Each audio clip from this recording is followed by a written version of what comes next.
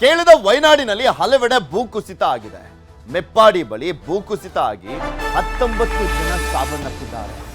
ಭೂಕುಸಿತ ನಾವು ಕರ್ನಾಟಕದಲ್ಲಿ ನೋಡ್ತಾ ಇದ್ವಿ, ಯಾವ ರೀತಿಯಾಗಿ ಮಳೆ ಧಾರಾಕಾರವಾಗಿ ಸುರಿತಾ ಇರುವಂತಹ ಸಂದರ್ಭದಲ್ಲಿ ಗುಡ್ಡಗಾಡು ಪ್ರದೇಶಗಳಲ್ಲಿ ಭೂಕುಸಿತ ಆಗ್ತಾ ಇದೆ ಅಂತ.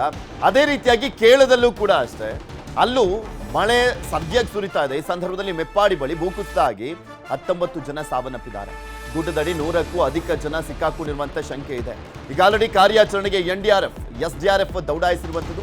ಮೃತರ ಕುಟುಂಬಗಳಿಗೆ ಮೋದಿ ಸಾಂತ್ವನವನ್ನ ಹೇಳಿದ್ದಾರೆ.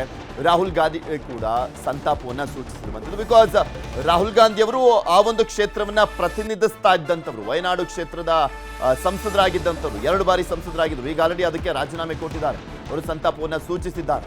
ಪ್ರಮುಖವಾಗಿ 19 ಜನ ಸಾವನ್ನಪ್ಪಿದ್ದಾರೆ. 100 ಜನ ಈ ಒಂದು ಭೂಕುಸಿತದ ಸಂದರ್ಭದಲ್ಲಿ ಗುಡ್ಡದಡಿ ಸಿಕ್ಕಾಕೊಂಡಿರುವಂತ ಶಂಕೆ ಇದೆ. ಸೊ ಹೀಗಾಗಿ ಕಾರ್ಯಾಚರಣೆಯನ್ನ ಮಾಡಲಾಗ್ತದೆ NDRF ಮತ್ತು SDRF ನಿಂದ.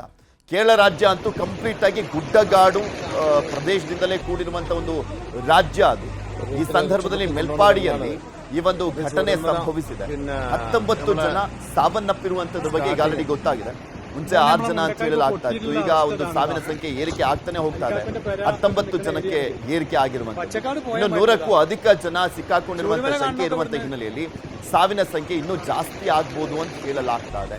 ಮೆಪ್ಪಾಡಿ ಇದೆಯಲ್ಲ, ಇದು ಕೇರಳದ ವಯನಾಡಿಗೆ ಆ ಒಂದು ವ್ಯಾಪ್ತಿಗೆ ಬರುವಂತಹ ಒಂದು ಏರಿಯಾ ಇದು ಮೆಪ್ಪಾಡಿ ಅಂತ. ಅಲ್ಲಿ ಭೂಕುಸಿತ ಸಂಭವಿಸಿದೆ. ಆ ದೃಶ್ಯಾವಳಿಗಳನ್ನ ಕೂಡ ನಿಮ್ಗೆ ತೋರಿಸ್ತಾ ಇದ್ವಿ, ಏನಾಗಿದೆ ಅಲ್ಲಿ ಅನ್ನುವಂಥದ್ದನ್ನ ಗಮನಿಸಬಹುದು ನೀವು. ಬಿಕಾಸ್ ಅಲ್ಲೂ ಕೂಡ ಕೇರಳದಲ್ಲಿ ಧಾರಾಕಾರವಾಗಿ ಮಳೆ ಸುರಿತಾ ಇದೆ. ಸೊ ಹೀಗಾಗಿ ಅಲ್ಲೂ ಕೂಡ ದೊಡ್ಡ ಮಟ್ಟದಲ್ಲಿ ಅವಾಂತರ ಸೃಷ್ಟಿ ಆಗ್ತಾ ಇರುವಂಥದ್ದು. ಮಳೆಯಿಂದಾಗಿ ಭೂಕುಸಿತ ಉಂಟಾಗ್ತಾ ಇದೆ.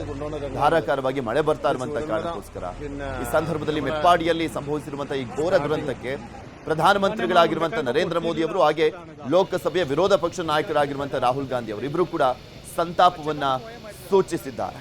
ನಿರಂತರವಾಗಿ ಮಳೆ ಆಗ್ತಾ ಇರುವಂತ ಕಾರಣಕ್ಕೋಸ್ಕರ ಗುಡ್ಡಗಾಡು ಪ್ರದೇಶಗಳೆಲ್ಲ ಕಡೆನೂ ಕೂಡ ಈ ರೀತಿಯಾಗಿ ಅವಾಂತರ ಸೃಷ್ಟಿ ಆಗ್ತಾ ಇದೆ, ಕರ್ನಾಟಕ ಸೇರಿದಂತೆ. ಈಗ ಕೇರಳದಲ್ಲಿ ಅಂತ ಪರಿಸ್ಥಿತಿ ನಿರ್ಮಾಣವಾಗಿದೆ.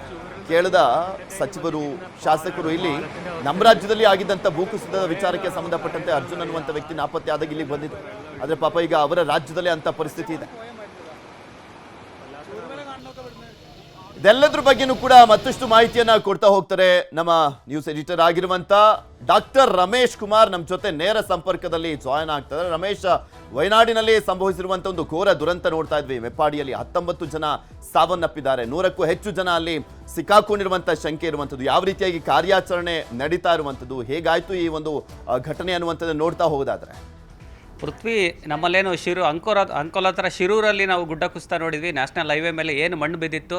ಸುಮಾರು 2 ವಾರ ಕಾರ್ಯಾಚರಣೆ ಮಾಡಿದ್ರು, ಆದರೆ ಅದು ಆಗಲಿಲ್ಲ. ಅಂದರೆ ನಾವೀಗ ಕೇರಳ ವಯನಾಡಿ ಕಂಪೇರ್ ಮಾಡಿದ್ರೆ ಶಿರೂರ್ದು ಘಟನೆ ತುಂಬ ಚಿಕ್ಕದು ಅನ್ನಿಸ್ತದೆ. ಯಾಕೆಂದರೆ ಈಗ ಬರ್ತಿರೋ ರಿಪೋರ್ಟ್ ಪ್ರಕಾರ 19 ಜನ ಸತ್ತಿದ್ದಾರೆ. ಒಂದು 4-5 ಬಾಡಿ ಆಲ್ರೆಡಿ ಹೊರಗಡೆ ತೆಗೆದಿದ್ದಾರೆ.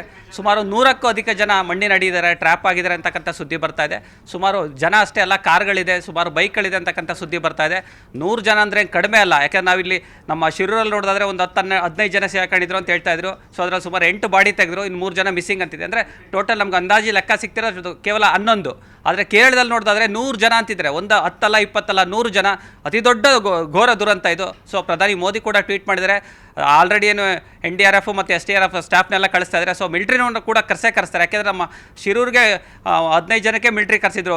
ಬೆಳಗಾವಿಯಿಂದ ಮಿಲಿಟ್ರಿ ಫೋರ್ಸ್ ಬಂದಿತ್ತು. ಸೊ ಹಾಗಾಗಿ ನೀವು ಏನು ಮೆಪ್ಪಾಡಿ ಅಂತ ಏರಿಯಾ ಇದೆ, ಸೊ ಆ ಏರಿಯಾಕ್ಕೆ ಮಿಲಿಟ್ರಿ ಕೂಡ 100% ಕಳಿಸ್ತಾರೆ.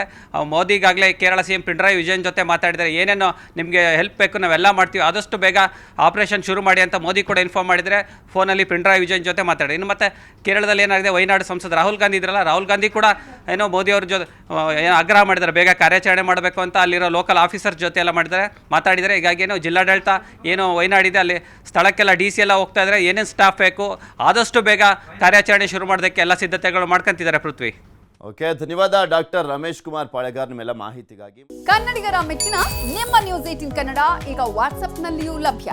ಕರ್ನಾಟಕ ಮತ್ತು ದೇಶ ವಿದೇಶದ 360 ಡಿಗ್ರಿ ಸುದ್ದಿ ವಿವರವನ್ನ ನೀವು ನಿಮ್ಮ ಕೈ ಬೆರಳುಗಳಲ್ಲಿಯೇ ಪಡೆಯೋದಿಕ್ಕೆ ಈ QR ಕೋಡ್ ಅನ್ನ ಸ್ಕ್ಯಾನ್ ಮಾಡಿ. ನಮ್ಮ ಚಾನೆಲ್ ಅನ್ನ ಫಾಲೋ ಮಾಡಿ, ನೋಟಿಫಿಕೇಶನ್ ಆನ್ ಮಾಡಿ.